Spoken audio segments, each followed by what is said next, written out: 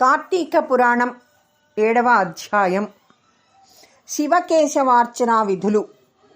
వశిష్ఠుల వారు జనకునకు ఇంకను ఈ విధంగా బోధించిరి. రాజా, కార్తీక మాసము గురించి, దాని మహాత్యాన్ని గురించి ఎంత విన్నా కూడా తనివి తీరదు. ఈ మాసంలో శ్రీ మహావిష్ణువును సహస్ర కమలములతో పూజించిన వారి ఇంట లక్ష్మీదేవి స్థిరముగా ఉండును. తులసీ దళములతో గాని సహస్రనామ పూజ చేసిన వారికి జన్మ రాహిత్యము కలుగును. కార్తీక మాసమందు ఉసిరి చెట్టు క్రింద సాలగ్రామముంచి భక్తితో పూజించిన ఎడల వారికి కలుగు మోక్షమింతింత కాదు. అట్లాగే బ్రాహ్మణులకు కూడా ఉసిరి చెట్టు క్రింద భోజనము పెట్టి తను తినిన సర్వ పాపములు పోవును.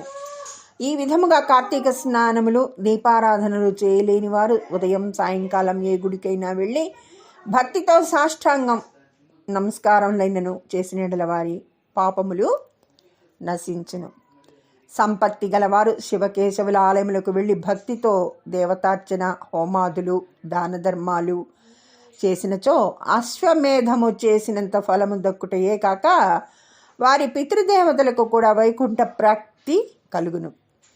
శివాలయమున గాని విష్ణాలయమున గాని జెండా ప్రతిష్ఠించినచో యమకింకరులకు ఇహ దగ్గరకు రాలేరు. సరికదా, పెనుగాలికి ధూళి రాసులు ఎగిరిపోయినట్లే కోటి పాపములైనను పటాపంచలైపోవును.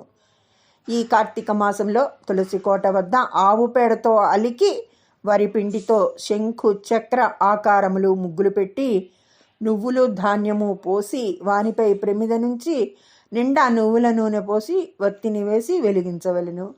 ఈ దీపము రాత్రింబవళ్ళు ఆరకుండా ఉండవలను. దీనినే నందా దీపం అంటారు. ఈ విధముగా చేసి నైవేద్యమిడి కార్తీక పురాణము చదువుచుండిన ఎడల హరిహరులు సంతసించి కైవల్యము సంగెదరు. అట్లాగే కార్తీక మాసములో ఈశ్వరుని జిల్లేడ పూలతో అర్చించినచో ఆయుర్వృద్ధి కలుగును. సాలగ్రామమునకు ప్రతి నిత్యము గంధము పట్టించి తులసి దళములతో పూజించవలెను. ఏ మనుజుడు ధనము బలము కలిగియు కార్తీక మాసమందు పూజాదులు సలపడో ఆ మానవుడు మరుజన్మలో శునకమై తిండి దొరక్క ఇంటింటా తిరిగి కర్రలతో దెబ్బలు తింటూ నీచ స్థితిలో చచ్చును. కావున కార్తీక మాసము 1 రోజులు పూజలు చేయలేని వారు ఒక్క సోమవారమైనను చేసి శివకేశవులను పూజించిన మాస ఫలితము కలుగును. కనుక ఓ రాజా, నీవు కూడా ఈ వ్రతమాచరించి తరింపుము అని చెప్పెను. నమశివాభ్యాం నవయవ్వనాభ్యాం పరస్పరాశ్లిష్టవపుర్ధరాభ్యాం నాగేంద్రకన్యాం వృషకేతనాభ్యాం నమో నమ శంకర పార్వతీభ్యాం. ఇట్లు స్కాంద పురాణాంతర్గత వశిష్ఠ ప్రోక్త కార్తీక మాహత్యమందలి సప్తమ దిన సప్తమ అధ్యాయం పారాయణం సమాప్తం. సర్వే జనా సుఖినో భవంతు. ఓం నమ శివాయ.